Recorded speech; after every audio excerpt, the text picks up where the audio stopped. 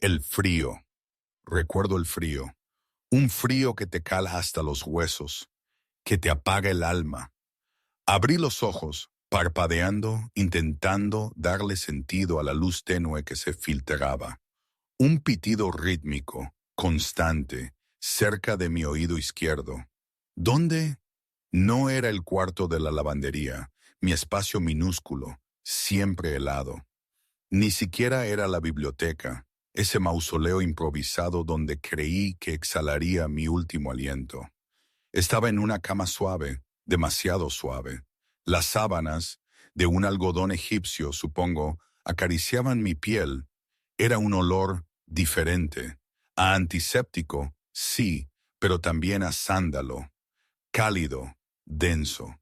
Intenté moverme, pero mis extremidades pesaban como troncos mojados. La alarma, el fuego, los niños, Leo, Tony, mi voz, un graznido seco, apenas perceptible. El pánico se apoderó de mí. ¿Dónde estaban? ¿Se había apagado el fuego? ¿Habían sobrevivido al infierno blanco? Una mano grande y cálida se posó suavemente sobre mi hombro, empujándome de nuevo contra la almohada. Una fuerza serena, imponente. Tranquila, Ana, están a salvo, durmiendo. Esa voz, grave, profunda, como un trueno lejano retumbando en la lejanía de las montañas. La reconocería en cualquier parte, pese a que en los 3 años que llevaba aquí, él nunca me había dirigido la palabra. Su presencia era inconfundible. Parpadeé de nuevo, mi visión aclarándose. La habitación era de caoba, con detalles opulentos. La suite médica privada del rey Alfa Carlos, un lugar del que solo había escuchado susurros entre el personal, un sancta sanctorum al que nadie de mi clase se acercaría jamás. Y allí estaba él, sentado en un sillón de cuero a mi lado, la fuente del sándalo. Carlos Sterling, el rey Alfa. Mi corazón, que ya latía con una extraña normalidad, se disparó. Me encogí instintivamente, intentando fundirme con el colchón. Alfa, yo no quise. Las palabras se me agolparon, sin orden ni concierto. Mi mente, que empezaba a funcionar, corrió como un torbellino. Nos encontró, vio el desastre, la silla antigua rota, los libros quemados. Lo siento por las primeras ediciones, de verdad. Se las pagaré. Por favor, no me destierre. Solo necesitaba mantenerlos calientes. La vergüenza me invadió, un calor que contrastaba brutalmente con el recuerdo del frío que me había consumido. Él me miraba. Su rostro, tallado en granito, era indescifrable, pero sus ojos, esos ojos grises acerados, solían ser distantes, ahora ardían con una intensidad que me erizó la piel. ¿Crees que me importan los libros? Su voz era baja, peligrosamente contenida. Se inclinó hacia mí. Mi cuerpo reaccionó antes de que mi mente pudiera procesarlo. Me encogí.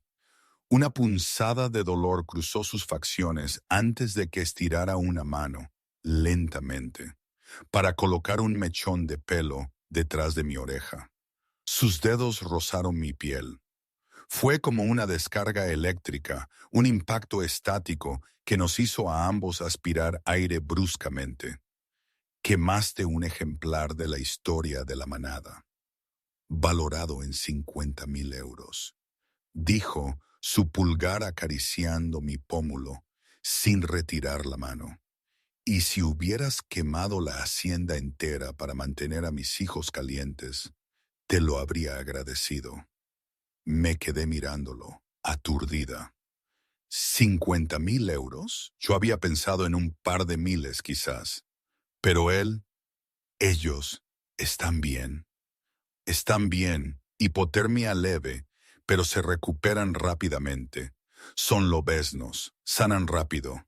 Sus ojos bajaron a mis manos, vendadas. Pero tú, Ana, tú eres frágil, humana. Casi mueres. Tu corazón se detuvo 2 veces en la ambulancia. No soy humana, murmuré, bajando la mirada. Solo soy una omega sin lobo. Tienes un lobo, me corrigió, su tono firme. Simplemente está dormido, suprimido por el abandono. Pero ha despertado, y ahí estaba la confusión. ¿Dormido? ¿Abandonado? Nunca había sentido nada más que esta soledad constante. Antes de que pudiera preguntar qué quería decir, la pesada puerta de roble se abrió con un chirrido.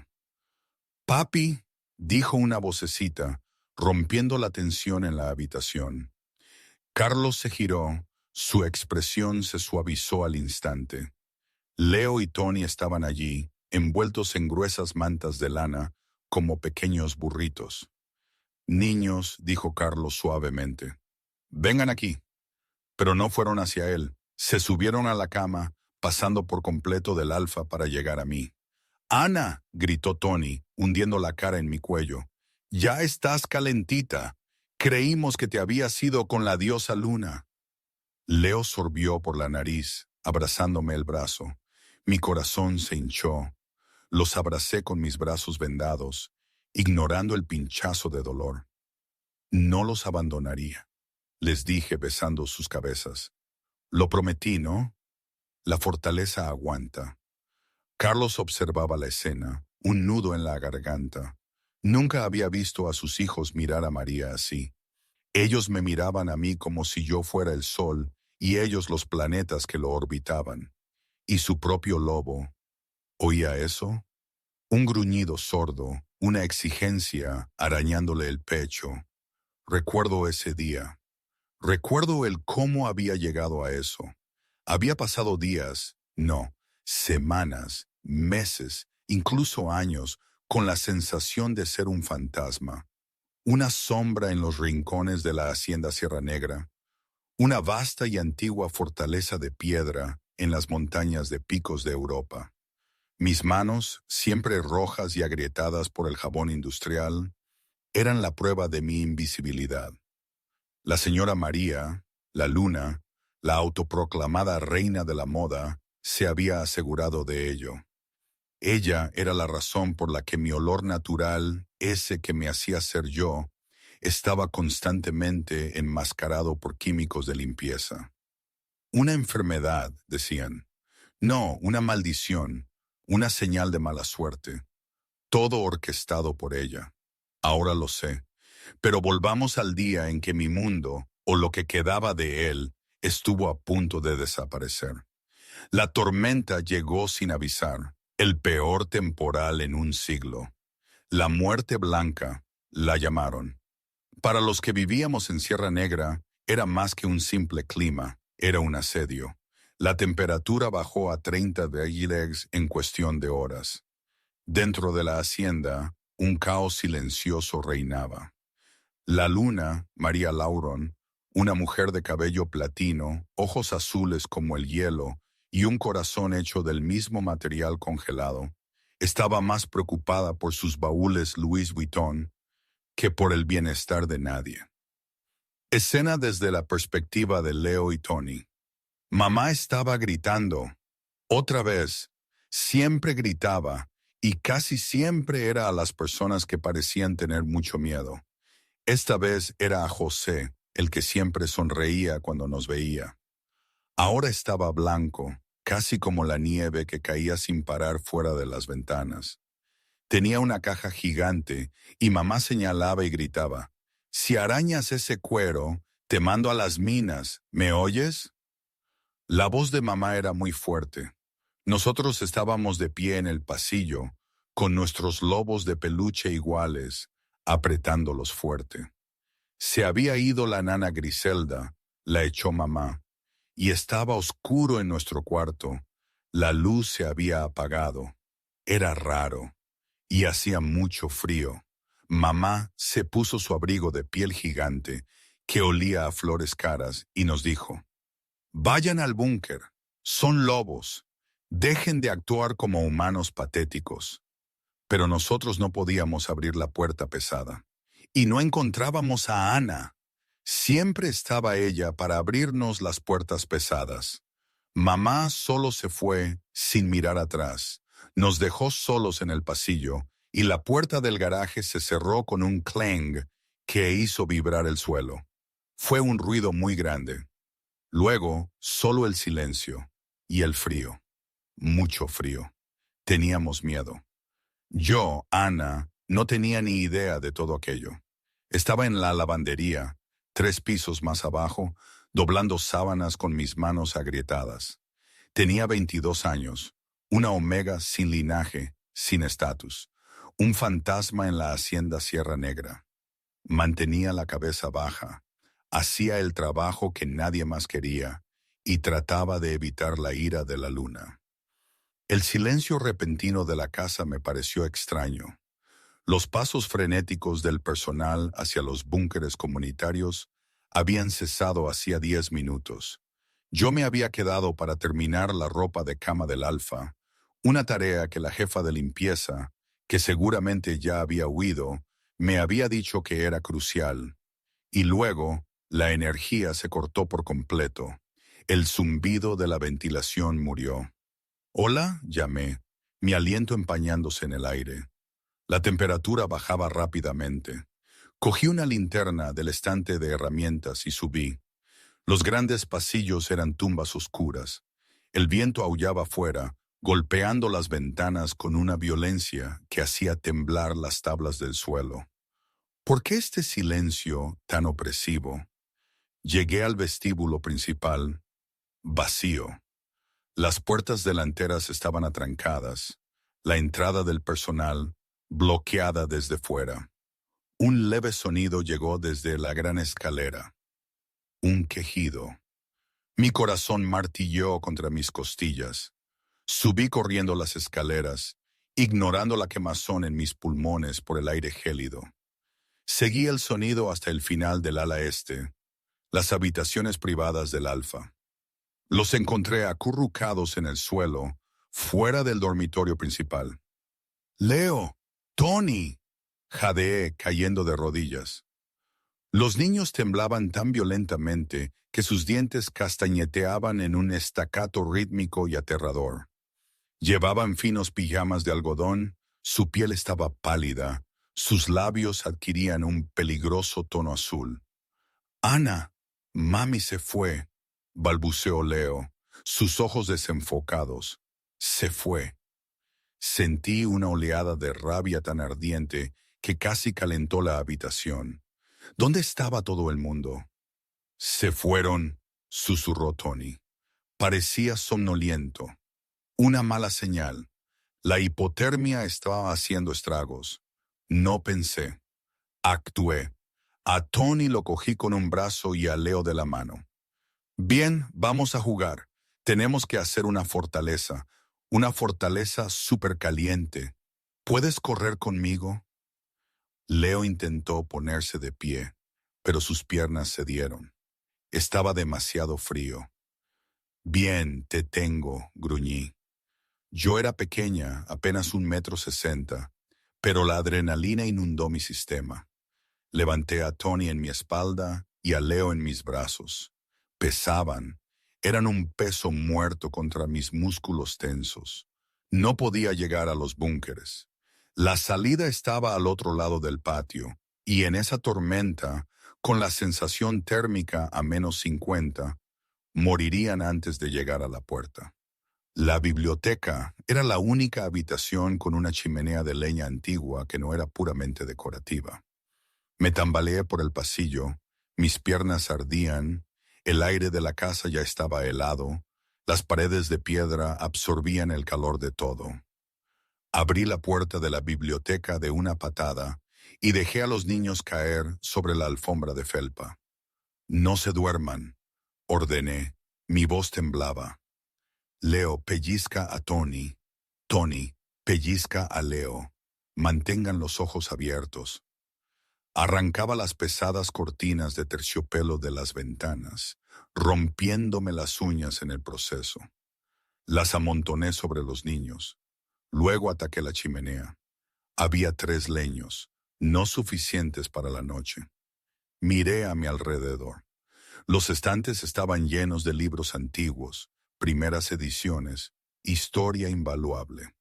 Agarré un volumen encuadernado en cuero, Historia de las Manadas del Norte, 1850, y arranqué las páginas. Las empujé bajo los leños y encendí una cerilla. Arde, supliqué. Por favor, arde. La llama prendió.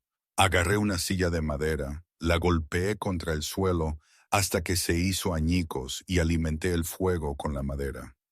Durante horas libré una guerra contra el frío. Rompí sillas, mesas auxiliares, incluso un caballete del siglo XVII de valor incalculable. Construí un nido de cortinas, alfombras y mi propia chaqueta de uniforme justo delante del hogar.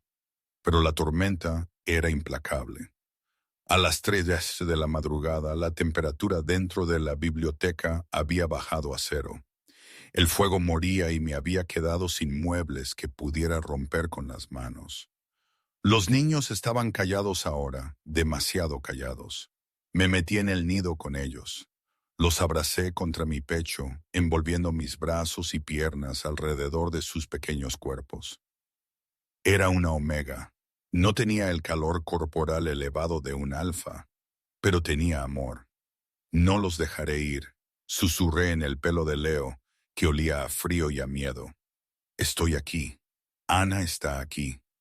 Podía sentir el frío filtrándose en mis propios huesos, un entumecimiento que comenzaba en los dedos de los pies y se arrastraba por mis piernas. Pegué mi piel a la suya, volcando cada gramo de mi fuerza vital en ellos. Aquí debo hacer una pequeña pausa. Esta situación, esta locura con el rey Alfa, la luna desaparecida, los niños abandonados, en retrospectiva, todavía me parece irreal. Quiero decir, ¿quién abandona a sus propios hijos a morir en una tormenta así? Y luego estoy yo, la sirvienta invisible, haciendo lo que se supone que nadie debería haber tenido que hacer. Es tan absurdo. En mi pueblo, en mi humilde casa en Extremadura, habríamos dicho que la luna estaba como una cabra.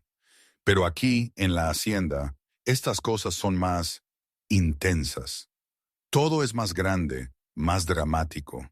Supongo que es lo que pasa cuando se mezclan tanto poder y tanto privilegio con tanta podredumbre.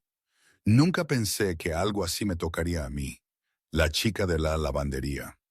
Yo solo quería sobrevivir, pasar desapercibida. Pero el destino o la diosa luna, como dicen por aquí, tenía otros planes. Ahora, volvamos a esa noche. Me sentí mareada mientras la oscuridad invadía mi visión. Si el rey Alfa regresaba, pensé confusamente, al menos los encontrará en mis brazos. La ventisca finalmente cedió, dejando el mundo sepultado bajo 2 metros de silencio. En la pista de aterrizaje privada, a 10 kilómetros al sur de la hacienda, un Gulfstream K650 tomó tierra en la helada pista. Los motores ni siquiera habían terminado de detenerse cuando las escaleras bajaron. Carlos Sterling descendió como un dios de la guerra. Medía casi 2 metros, con unos hombros que tensaban la tela de su abrigo de lana italiana. Sus ojos, normalmente de un sereno gris acero, estaban ahora negros de irritación. Había interrumpido la cumbre europea en el momento en que sintió la perturbación en el vínculo de la manada. Un pico de miedo, irregular, que había desaparecido abruptamente. Señor, su gama, Arturo, trotó para seguirle el ritmo. No podemos comunicarnos con la hacienda. Las comunicaciones están caídas.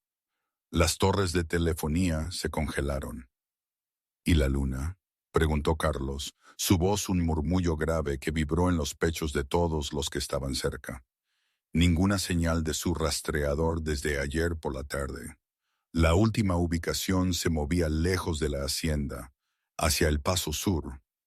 Carlos se detuvo, El viento le azotaba el cabello oscuro, pero no parpadeó. ¿Se movía? ¿Lejos? Sí, Alfa. Carlos marchó hacia el convoy de Land Rovers modificados que lo esperaban. «Llévenme a casa ahora». El trayecto fue brutal. Tuvieron que arar a través de ventisqueros que habrían tragado vehículos menores. Tardaron 2 horas en recorrer 10 kilómetros. Cuando las puertas de hierro de Sierra Negra finalmente emergieron de la niebla, Carlos sintió un vacío en el estómago. La hacienda estaba oscura, muerta. «El generador está apagado», señaló Arturo, revisando las lecturas del tablero. «Señor, lleva apagado al menos 12 horas». Carlos no esperó a que el coche se detuviera por completo. Saltó, sus botas crujiendo en la nieve compactada. No fue al búnker. Su lobo, una bestia masiva y antigua dentro de él, lo arrastraba hacia la casa principal. «Mis hijos», gruñó Carlos. «¿Dónde están mis hijos?» Abrió las puertas delanteras de un tirón. La cerradura se hizo añicos bajo su fuerza alfa. El vestíbulo era una cueva de hielo. Su aliento se elevó en el aire. La temperatura dentro era letal. «¡Registren la casa!», rugió a sus hombres. «¡Encuéntrenlos!». Carlos subió las escaleras de 3 en 3. Fue primero a la guardería, vacía, fría, abandonada.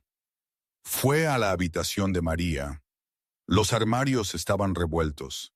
El joyero, volcado. Huyó. La realización lo golpeó con la fuerza de un golpe físico. Cogió el dinero y huyó. ¿Pero dónde estaban los niños? Seguramente se los llevó. Ni siquiera un monstruo dejaría a su propia sangre en esto. «A menos que no los viera como hijos», gruñó su lobo. «A menos que los viera como equipaje». «¡Alfa!». El grito vino de abajo. Era Arturo. Había pánico en su voz. Carlos saltó la barandilla, aterrizando agachado en la planta baja, y corrió hacia la biblioteca. Las puertas dobles estaban destrozadas. Dentro, la habitación era un desastre. Muebles rotos esparcidos por el suelo. La chimenea era un montón de ceniza fría y gris. Pero en el centro de la habitación había una pila de cortinas de terciopelo y alfombras. Carlos se acercó lentamente, su corazón martillaba contra sus costillas como un pájaro atrapado. Se arrodilló y retiró la capa superior de tela pesada. El olor lo golpeó primero, no el olor a muerte. Gracias a la diosa luna, sino el olor a vainilla, lavanda y sacrificio.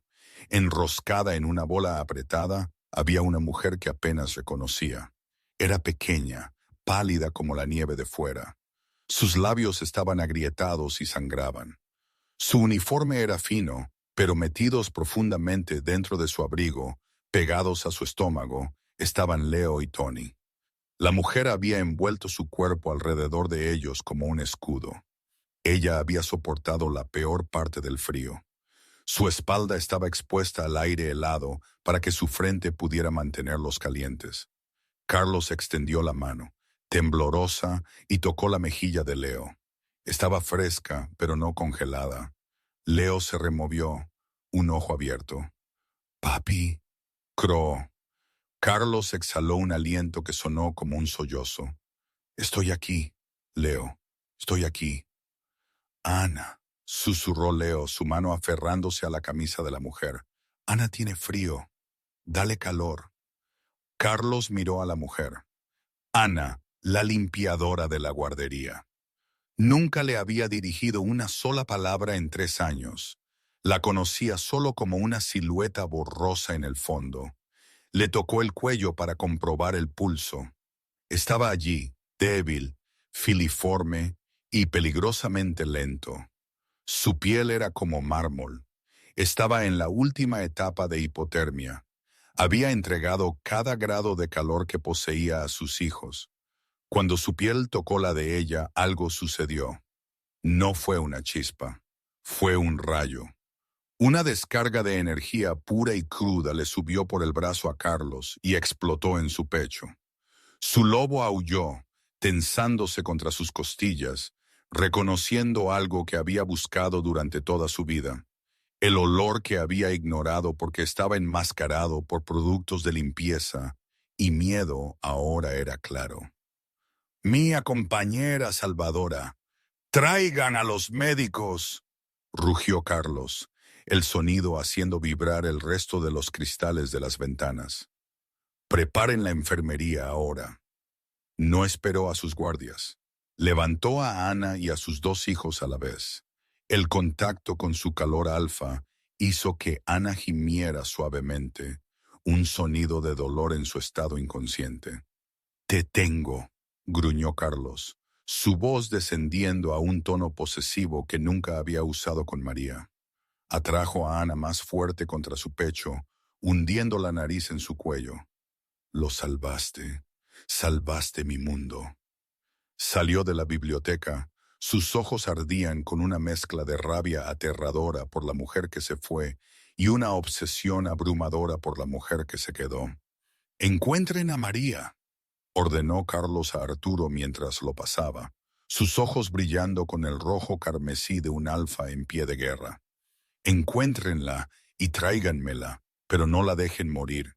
Su castigo apenas ha comenzado».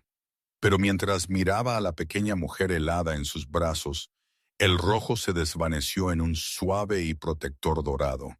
«Aguanta, Ana», susurró. «No te dejaré ir». Cuando por fin mi mente empezó a hilar de nuevo, estaba consciente de una avalancha de información. El tacto de su mano en mi mejilla, el «somos suyos» en su mirada, los niños que se aferraban a mí como pequeños koalas. Era demasiado. Me sentía mareada. «Alfa», yo intenté articular, pero mi garganta era un desierto. «Mi nombre es Carlos», me interrumpió, su voz suave, pero con una autoridad innegable. Dejó mi mano, pero el vacío que dejó su calor se sentía más frío que el hielo de la tormenta. Miré a Leo y Tony, que ya jugaban con el dobladillo de mi suéter. Eran niños, simples, pero a la vez tan complejos. Me sentí desbordada. ¿Qué se esperaba de mí ahora? Carlos se puso de pie, un gigante imponente a mi lado. «Arturo, por favor, acompaña a los niños a sus habitaciones. Que la nana Griselda les dé algo caliente y se asegure de que descansen». Arturo, que había estado observando la escena con una mezcla de asombro y comprensión, asintió y se llevó a los niños, quienes protestaron ligeramente, pero fueron fácilmente convencidos por la promesa de chocolate caliente. Cuando estuvimos solos, Carlos se volvió hacia mí. Se sentó en el borde de la cama, mirándome fijamente. No era una mirada dura, pero sí escrutadora. «No eres una sirvienta, Anna O'Connell, no más», declaró, y sus palabras se grabaron a fuego en mi mente. «Eres la salvadora de la casa Sterling, y una vez que te recuperes, todos lo sabrán». Eso me dio escalofríos, no por miedo, sino por la magnitud de lo que decía. «¿Salvadora? ¿Yo? Una omega invisible? ¿Qué significaría todo eso? No quería hacer nada. Quería volver a mi rincón, a mis sábanas». La visibilidad era peligrosa. Luego, la conversación sobre María. Carlos me explicó cómo la encontró, cómo la noticia de la milagro en Sierra Negra ya había llegado a todas partes. La rabia en su voz era palpable, la furia de un lobo que había sido traicionado en lo más profundo. «María no es más la luna», dijo, y la temperatura en la habitación pareció bajar 10 grados. «Una luna protege a la manada. Una luna protege a los lobeznos. María abandonó a mis hijos a morir congelados mientras huía con un amante. Mi mano voló a mi boca. ¿Huyó? ¿Con un amante? ¿Damián?» La incredulidad se mezclaba con una punzada de algo parecido a una extraña justicia. Esa mujer había sido cruel, caprichosa, pero abandonarlos a morir, eso era impensable. Si no hubieras estado allí, si no hubieras ignorado las órdenes y vuelto. Carlos se interrumpió respirando hondo, recomponiéndose por respeto a la mención de sus hijos. Sus ojos grises, antes fríos, ahora brillaban con una intensidad dorada que no había visto antes, una calidez protectora. Sentía un torbellino de emociones, una mezcla de alivio por los niños, horror por la luna, y una extraña, casi insoportable, calidez que emanaba de Carlos. Era confuso, demasiado. Un párrafo completamente original. A veces, cuando estaba sola en la lavandería, con el zumbido de las máquinas como única compañía, recordaba las historias que me contaba mi abuela sobre la nobleza del alma. Decía que no importaba el linaje, sino la valentía de tus actos, la bondad en tu corazón. Pensaba en esas palabras mientras doblaba las sábanas de María, imaginando su vida de lujos. Yo, la sin nada, me preguntaba si mi abuela estaría orgullosa de mí si viera mi existencia. Pero ahora, esas palabras tomaban un nuevo significado. No había pompa ni oro en mis actos de esa noche. Solo un instinto primitivo, una necesidad de proteger. Me preguntaba si eso era lo que mi abuela quería decir con nobleza. No un título, sino la esencia de lo que eras cuando nadie te miraba. 2 semanas después de la ventisca, el sol de primavera brillaba sobre la hacienda Sierra Negra. La nieve se había derretido, revelando la tierra magullada. Pero dentro de la hacienda se estaba produciendo un deshielo diferente. Yo estaba frente al espejo de cuerpo entero en la suite de invitados, una habitación más grande que el apartamento entero en el que había crecido. Sobre la cama yacía un vestido que parecía tejido con luz de luna. Era una seda esmeralda, profunda y brillante, elegida para que hiciera juego con mis ojos. No puedo ponerme esto, susurré, alisando la tela sobre mis caderas. Parece que estoy jugando a disfrazarme. Pareces una reina, dijo una voz. Me sobresalté. Nana Griselda estaba en la puerta, sosteniendo un par de pendientes de diamantes. La mujer mayor, normalmente severa, tenía una sonrisa suave en su rostro. El alfa está esperando, hija, y Carlos no es un hombre al que le guste esperar. Respiré hondo. Mis manos todavía estaban vendadas, un recordatorio persistente del fuego, pero el dolor se había mitigado a un latido manejable. Me puse los pendientes y bajé por la gran escalera. La casa estaba en silencio. El personal había tenido la noche libre. Caminé hacia la biblioteca. Mi ritmo cardíaco se disparó. Esta era la habitación donde pensé que moriría. Esta era la habitación donde todo cambió. Las puertas dobles estaban abiertas. Jadeé. Los escombros habían desaparecido. Los muebles destrozados habían sido retirados. Los estantes estaban llenos de libros de nuevo. Pero el centro de la habitación se había transformado. Una pequeña mesa para dos estaba colocada directamente frente a la chimenea rugiente. Velas, cientos de ellas, parpadeaban en cada superficie disponible, proyectando un cálido resplandor dorado sobre la madera oscura. Carlos estaba junto al fuego. Llevaba un esmoquín. Las líneas limpias del traje contrastaban con la gracia cruda y depredadora de su movimiento mientras se giraba para encararme. Cuando me vio, se detuvo. Su respiración se detuvo audiblemente. Ana, respiró, el sonido ronco de la emoción.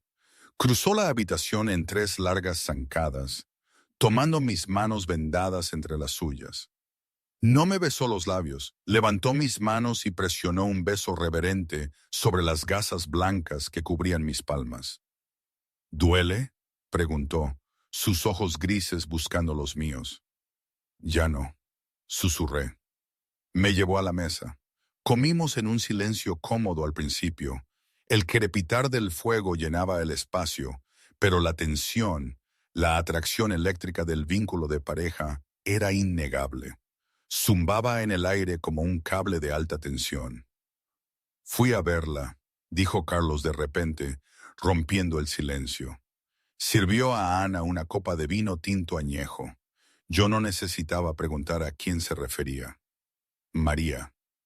Me contó lo que hizo, dijo Carlos. Su voz bajó a un gruñido grave. Me habló de los químicos, la lejía, cómo enmascaró tu aroma durante 3 años. Miré mi plato. Yo, yo solo pensé que estaba rota.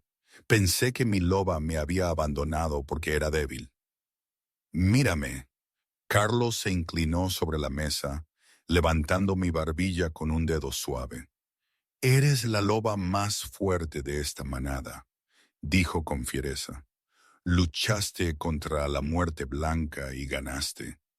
María tenía pedigrí, dinero y poder, y era una cobarde. Tú no tenías nada, y fuiste una guerrera. Se puso de pie, sacando una pequeña caja de terciopelo de su bolsillo. No se arrodilló. En cambio, me levantó para que estuviéramos de pie, cara a cara, el calor de la chimenea irradiando contra nuestras piernas. No quiero una luna a la que le importen las galas y los bolsos, dijo Carlos, abriendo la caja. Dentro había un anillo diferente a cualquier cosa que yo hubiera visto. No era un diamante, era una piedra solar rara, sin tallar, que brillaba con un fuego interior que cambiaba de oro a naranja a rojo. Esta es la piedra de fuego de los ancestros Sterling, explicó Carlos. Se dice que solo se calienta al tacto de una mujer que ha caminado a través del fuego por su manada. Tomó el anillo y lo deslizó en mi dedo. Encajaba perfectamente e increíblemente se sentía cálido contra mi piel, como una pequeña brasa que no se quemaría. Anna O'Connell, susurró Carlos, apoyando su frente contra la mía. No te pido que seas mi sirvienta, te pido que seas mi igual, mi compañera, la madre de mis hijos. ¿Aceptarás el vínculo? ¿Me aceptarás a mí? Miré al hombre que me había aterrorizado durante años, y solo vi al hombre que me había sostenido cuando estaba congelada. Sentí que mi loba dormida se estiraba y aullaba dentro de mí, un sonido de pura alegría. No soy María, le advertí. Las lágrimas brotaban. No sé cómo ser una reina. No sé qué tenedor usar. Carlos sonrió, una sonrisa genuina y deslumbrante que arrugó las comisuras de sus ojos. Entonces comeremos con las manos. Solo di que sí. Sí, respiré. Sí, Carlos. No esperó, estrelló sus labios contra los míos, sellando la promesa. El beso fue fuego y hielo, hambre y alivio. Cuando sus labios se encontraron, el vínculo se estableció, un lazo dorado permanente uniendo nuestras almas. Sentí una oleada de poder. Su fuerza se volvía mía, mi calor se volvía suyo. Afuera el viento aullaba, pero adentro, por primera vez en mucho tiempo, Sierra Negra estaba cálida. Fue poco después, cuando mi vida se puso patas arriba, que se convocó al consejo de la manada. Esa fue la parte más difícil para mí. Era como una pesadilla, pararse delante de todos, sabiendo que cada ojo me analizaba, juzgaba mi pasado, mi presente y mi futuro. Pero Carlos estuvo allí, a mi lado, y eso, al menos, lo hizo diferente. No fácil, pero diferente. Él rompió la noticia de la traición de María, de su huida, los murmullos, los gritos de asombro. Fue ensordecedor. Y luego, el anciano Herrera, el tradicionalista, cuestionando mi valor. Los cachorros necesitan una madre de sangre noble, dijo, y sentí que mi piel se encogía, las viejas inseguridades regresando con fuerza. ¿Nobleza? ¿Qué sabía yo de eso? Pero Carlos no dudó. Los cachorros tienen una protectora que posee más nobleza en su meñique de lo que María tenía en todo su linaje. Y entonces se volvió hacia mí y su mirada, esa mirada depredadora, se fijó en mí, escondida detrás de un pilar. Anna O'Connell da un paso al frente. Mi corazón martilló como un pájaro atrapado. Me sentí la chica de la lavandería, la nadie. Yo, yo no puedo, chillé, pero él suavizó su voz. Ana, ven a mí.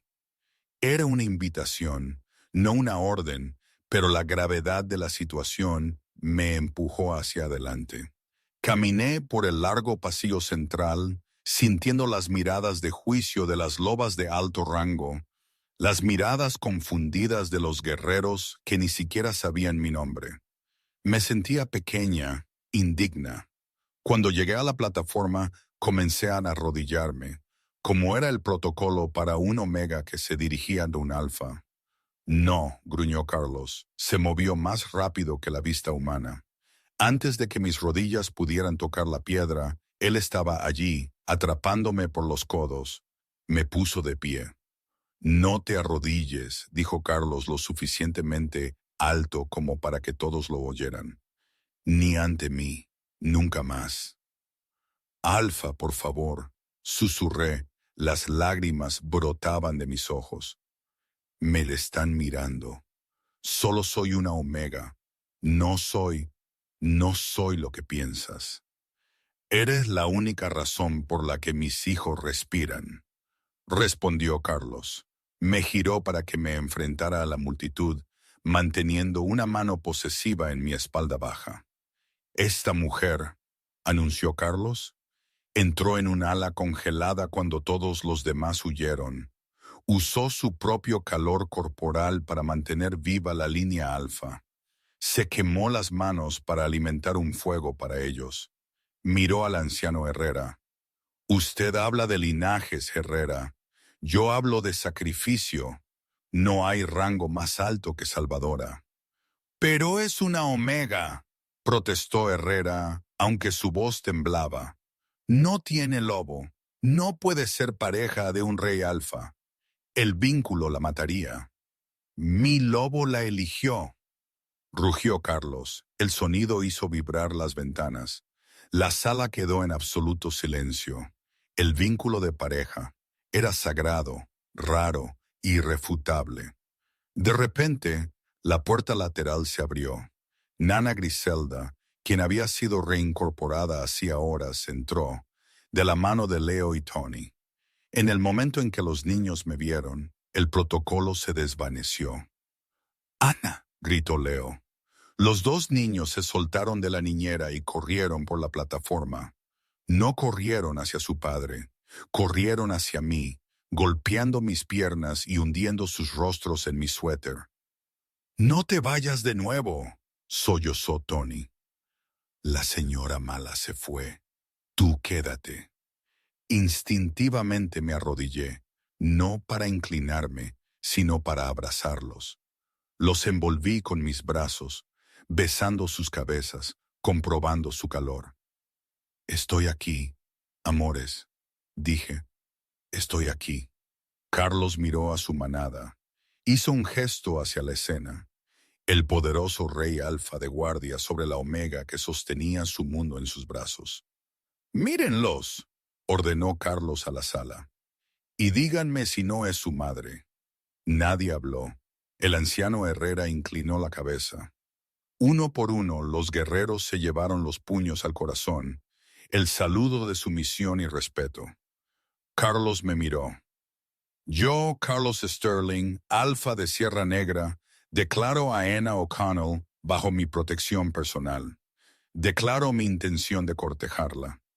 Cualquiera que diga una palabra en su contra, la dice en mi contra». Me ofreció su mano. La miré, luego a la multitud que se inclinaba, luego al hombre que me miraba como si yo fuera la única estrella en el cielo. Tomé su mano. «Bien», susurró Carlos, poniéndonos de pie a mí y a los niños. Ahora, lleva a los niños a la cocina, que les den chocolate caliente. Tengo asuntos que atender en el calabozo. Le apreté la mano. No, no seas un monstruo, Carlos, ni siquiera con ella. Los ojos de Carlos se oscurecieron.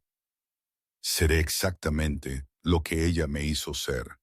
El calabozo de Sierra Negra estaba excavado directamente en el lecho rocoso de la montaña. Era húmedo, oscuro y olía a óxido y desesperación.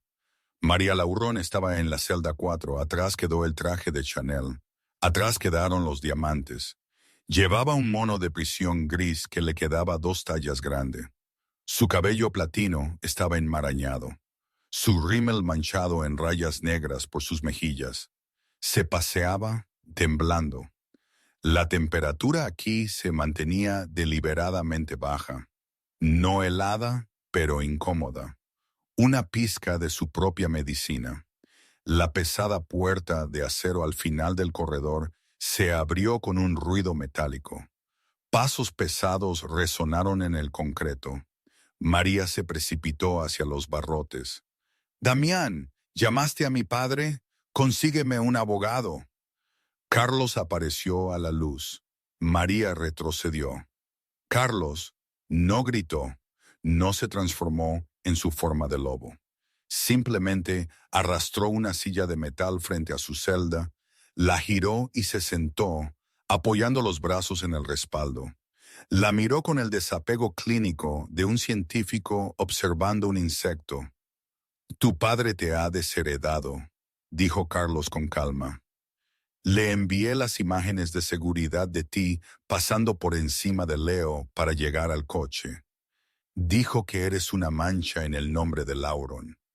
Está fuera de contexto», chilló María agarrándose a los barrotes. «Iba a buscar ayuda. Los teléfonos no funcionaban». «Fuiste a Sierra Nevada», dijo Carlos. «Pediste champán, brindaste por la muerte de mis hijos». Estaba en shock. «Suficiente». La voz de Carlos no se elevó, pero el poder detrás de ella hizo que las rodillas de María cedieran. «No estoy aquí para debatir tu culpa, María. Eso ya está decidido. Nunca más verás el sol a menos que yo lo permita. No puedes hacer esto. Yo era tu luna. Fuiste un error». Carlos se inclinó hacia adelante. «Estoy aquí porque quiero saber una cosa, Ana». El rostro de María se torció en una mueca. La máscara de víctima se resbaló, revelando el veneno debajo. «Oh, la ratita. Ha trabajado en mi casa durante 3 años. Ella es mi verdadera compañera», dijo Carlos. «Sentí el vínculo en el momento en que la toqué. Sin embargo, durante 3 años, cada vez que estaba cerca de ella, solo olía a lejía y químicos. Nunca la vi. Siempre estaba en las sombras». Entrecerró los ojos. «¿Por qué?» María se rió. Fue un sonido frágil y estridente. Se sentó en la camilla, cruzando las piernas. «¿Crees que eres muy inteligente, Carlos, el gran rey Alfa?» Ella sonrió con suficiencia. «Yo lo sabía». Carlos se quedó muy quieto. «Explícame». «El día que llegué», escupió María, «estaba recorriendo los cuartos del personal. La vi. Era solo una adolescente entonces. Pero vi cómo reaccionó tu lobo cuando pasó por la ventana. No te diste cuenta. Estabas demasiado ocupado firmando tratados. Pero tus ojos brillaron dorados. Solo por un segundo». «Sabías que era mi compañera», susurró Carlos. Una calma mortal se apoderó de él. «Claro que lo sabía. Y sabía que si alguna vez la olías o la tocabas de verdad, estaría en el primer tren de vuelta a la aburrida manada de mi padre. Quería ser reina, Carlos. No iba a dejar que una fregona me lo quitara». «Entonces, ¿qué hiciste?» «Me aseguré de que le asignaran los trabajos con los químicos más fuertes», se jactó María, sus ojos brillando con locura. Lejía industrial, amoníaco, lo suficientemente fuertes como para quemar sus glándulas olfativas temporalmente, lo suficientemente fuertes como para enmascarar sus feromonas. Y le dije al personal que tenía mala suerte, que tenía una enfermedad. Me aseguré de que fuera invisible. La mantuve humillada, pobre y oliendo a piscina, para que nunca la miraras dos veces. Carlos se puso de pie lentamente. La silla de metal crujió bajo la presión de su agarre hasta que el acero se dobló. La envenenaste, dijo Carlos. Durante 3 años suprimiste activamente el vínculo. Hice lo que tenía que hacer, chilló María. Y mírala, es débil, no es nada. Te di herederos, te di estatus. No me diste nada más que mentiras. Carlos caminó hacia los barrotes. Su rostro estaba a centímetros del de ella. Quería ser una reina, María. Una reina sirve a su gente. Tú te serviste a ti misma. ¿Qué vas a hacerme? Susurró, dándose cuenta de repente de que su confesión podría haber sido un error. Carlos le dio la espalda. Iba a desterrarte, dijo. Exiliarte a las tierras de los renegados. Pero eso es demasiado bueno para ti. Intentaste matar a mi alma gemela. Intentaste matar a mis hijos. Caminó hacia la puerta. ¡Arturo!, llamó. El Gama apareció. Sí, Alfa. María será trasladada a las colonias mineras en el norte, dijo Carlos, sin mirar a la mujer que gritaba. Le gusta el frío, puede trabajar en él, 10 años de trabajos forzados, sin contacto con el mundo exterior. Si sobrevive, hablaremos del destierro. No, Carlos, no puedes. Mis uñas, mis manos, gimió María, lanzándose contra los barrotes. Soy la luna, soy la luna. Carlos se detuvo ante la pesada puerta de hierro. Miró hacia atrás por última vez. No eres nada, dijo. Cerró la puerta de golpe, sellando sus gritos detrás de capas de acero. Mientras subía las escaleras hacia la luz de la casa principal, Carlos sintió un peso levantar de su pecho. La podredumbre se había ido, pero ahora tenía un nuevo desafío. Tenía que convencer a una mujer a la que le habían dicho que no era nada durante 3 años de que lo era todo. Sacó su teléfono, marcó el número de su asistente personal. Consígueme al mejor diseñador de joyas de Nueva York, dijo Carlos. Y dile al chef que prepare una cena para 2 en la biblioteca. Sí, justo delante de la chimenea. El sol de primavera brillaba sobre la hacienda, convirtiendo las montañas nevadas en un telón de fondo de un blanco y verde cegador. Los jardines, antes descuidados bajo el gobierno de María, estaban floreciendo con flores silvestres. En el césped principal se estaba celebrando una fiesta masiva. Era el 5º cumpleaños de Leo y Tony. No había dignatarios estirados ni protocolos rígidos. Había un castillo hinchable en forma de lobo, una fuente de chocolate y un caos delicioso. Yo estaba sentada en una manta de picnic, riéndome mientras Tony intentaba untar glaseado en la nariz de Arturo el Gama. Me veía diferente ahora. Mi cabello brillaba y era abundante. Mi piel resplandecía de salud. Llevaba un sencillo vestido de verano, pero la piedra solar de mi dedo captaba la luz con cada movimiento. ¿Feliz? Carlos se dejó caer en la manta a mi lado, entregándome un plato de costillas de cerdo a la barbacoa. Se había quitado la chaqueta del traje, sus mangas estaban remangadas para revelar sus antebrazos. Parecía más joven, las líneas de estrés borradas de su rostro. Leo está intentando convencer a los guerreros de la manada para que jueguen al escondite. Me reí apoyándome en su costado. Creo que los guerreros están perdiendo. Más les vale dejarle ganar. Carlos se rió entre dientes, rodeándome la cintura con un brazo. Es el futuro alfa. Es un niño feliz, le corregí suavemente. Eso es lo que importa primero. Carlos me besó la sien. Tenías razón en todo. Una sombra cayó sobre nosotros. Era un mensajero de las colonias mineras del norte. Parecía nervioso. Alfa. Luna. El mensajero se inclinó profundamente.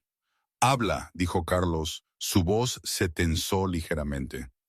Tenemos un informe del norte. La prisionera María Laurón. Me puse rígida. No había escuchado ese nombre en meses. ¿Qué hay de ella?, pregunté.